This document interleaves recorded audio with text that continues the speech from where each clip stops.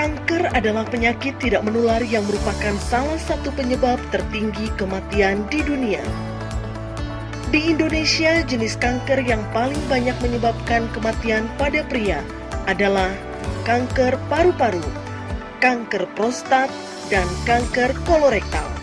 Sedangkan pada wanita, jenis kanker yang paling banyak menyebabkan kematian adalah kanker payudara, kanker kolorektal, dan kanker serviks. Riset yang terus berkembang di bidang medis menelurkan banyak teknologi baru, baik dari deteksi dini kanker melalui DNA, sampai terapi sel sebagai pendukung terapi kanker terstandar. Bagaimana deteksi dini serta penata laksanaan terkini pada penderita kanker payudara dan kolorektal? Mari kita ikuti bersama seminar online ke-48 dengan pembicara kita pada hari ini adalah Imam Rosadi MSI, Dr. Sonar S. Panigoro, SPB Onkologi, MEPID Mars, Dr. Fajar Firsyada, SPB KBD, Dr. Karina, SPBP RE. Webinar ini diselenggarakan oleh PT ISFI Penerbitan bekerjasama dengan Yayasan Hayandra Peduli, Klinik Hayandra, dan Hayandra Lab. Tidak hanya terus-menerus melakukan penelitian yang berkesinambungan agar dapat melakukan layanan yang aman, efektif, dan efisien. Edukasi berkelanjutan kepada masyarakat awam juga merupakan salah satu komitmen Hayandra untuk membantu meningkatkan pengetahuan masyarakat Indonesia tentang kesehatan.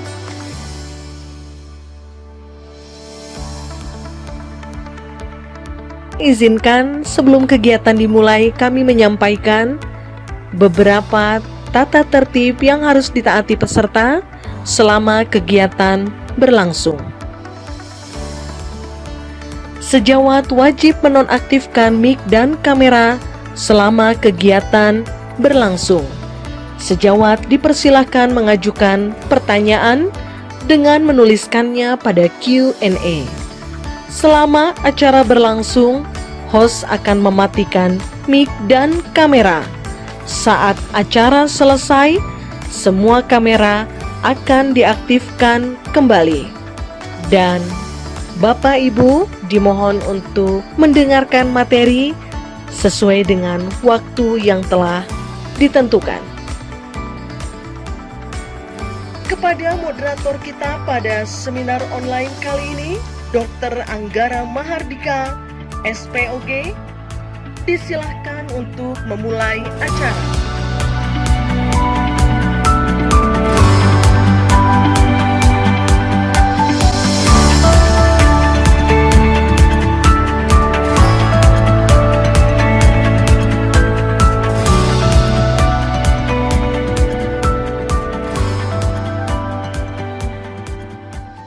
Assalamualaikum warahmatullahi wabarakatuh. Salam sejahtera bagi kita semua. Shalom, Om Swastiastu, Namo Buddhaya, dan salam kebajikan. Selamat siang para sejawat apoteker dan para peserta webinar sekalian. Selamat datang di webinar ke-48 Pengurus Pusat Ikatan Apoteker Indonesia. Perkenalkan, saya Dr. Anggara Mahardika, spesialis obstetri dan ginekologi, yang akan memoderatori acara pada siang hari ini. Sebelum memulai acara, saya ingin berterima kasih pada PT ISFI Penerbitan, Pengurus Pusat Ikatan Apoteker Indonesia, dan Yayasan Hayandra Peduli yang telah mengadakan webinar ini secara gratis dan mudah diakses, baik dari platform Zoom untuk para sejawat apoteker maupun platform YouTube untuk peserta lainnya.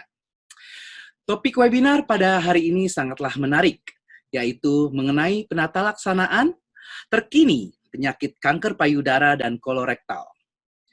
Topik webinar di siang hari ini tentunya sangat dekat dengan masyarakat Indonesia. Bagaimana tidak? Berdasarkan data Globocan tahun 2018, kanker payudara menempati posisi pertama kanker dengan angka kejadian baru atau insidensi dan angka keseluruhan kejadian atau prevalensi 5 tahun tertinggi di Indonesia, yaitu sebesar 58.256 kasus dan 160.653 kasus berturut-turut, dan menempati posisi kedua tertinggi di Indonesia untuk mortalitasnya, yaitu sebesar 22.692 kematian setiap tahunnya. Sementara itu, kanker kolorektal juga tidak kalah penting. Di Indonesia, kanker kolorektal memiliki insidensi tertinggi ke-6 untuk kanker kolon, yaitu sebesar 15.246 kasus baru, dan tertinggi ke-8 untuk kanker rektum, yaitu sebesar 14.112 kasus baru. Untuk itu, deteksi dini dan tata laksananya sangatlah penting. Dan para pemateri kita hari ini adalah merupakan para ahli di bidangnya yang akan membahas mengenai penata laksanaan terkini kanker payudara dan kanker kolorektal. Mari kita sambut para pemateri kita pada siang hari ini, pada Bapak Imam Rosadi, Dr. Sonar Panigoro, spesialis bedah onkologi, master epidemiologi, magister administratif rumah sakit, Dr. Fajar Firsyada, spesialis bedah, konsultan bedah digestif, dan Dr. Karina, spesialis bedah rekonstruksi estetik. Para pembicara, bagaimana, sudah dapat masuk ke dalam platform ini? Saya harap sudah dapat masuk. Ya, sepertinya kita sudah sudah bergabung bersama kita, keempat pembicara kita. Baiklah, Bapak dan Ibu sekalian, tanpa mengulur-ngulur waktu lagi, kita akan memperkenalkan pemateri pertama, yaitu Bapak Imam Rosadi. Bapak Imam Rosadi ini akan membawakan materi dengan topik deteksi potensi kanker dengan pemeriksaan DNA.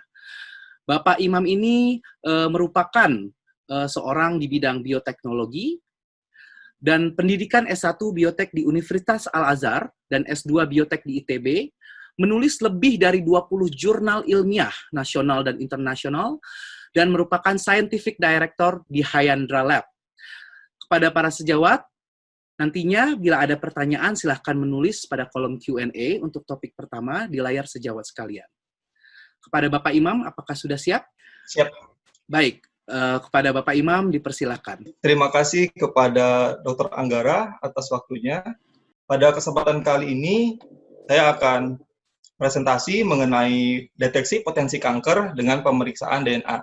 Berikut merupakan learning objectives pada kesempatan kali ini. Dan berikut adalah outline-nya.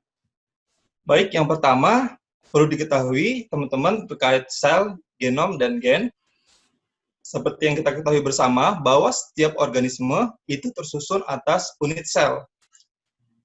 Sel membawa materi genetik yang kita kenal sebagai DNA, di mana DNA tersusun atas unit kimia, yaitu ada adenin, timin, guanin, dan sitosin. Sedangkan genom sendiri merupakan kumpulan daripada gen-gen atau material genetik yang ada di dalam sel yang biasanya dikemas dan dibentuk menjadi yang namanya kromosom. Nah, pada manusia memiliki 23 pasang kromosom, diantaranya ada 22 kromosom autosom dan 1 kromosom seks. Di dalam kromosom terdapat gen. Gen merupakan unit fungsional yang mengkode asam amino yang nantinya akan disintesis menjadi protein, sehingga akan terjadi reaksi biokimia yang ada di dalam tubuh manusia. Nah, di dalam manusia itu terkandung sekitar 20.000 hingga 25.000 gen. Nah, apa yang membedakan antara satu manusia dengan yang lainnya, yaitu adanya variasi genetik. Meskipun manusia pada umumnya membawa gen yang sama, namun ada sekitar 0,1 hingga 0,2% itu terjadi variasi, sehingga adanya perbedaan dari warna kulit, rambut, mata, dan lain sebagainya. Kita telah mengenal namanya istilah SNP atau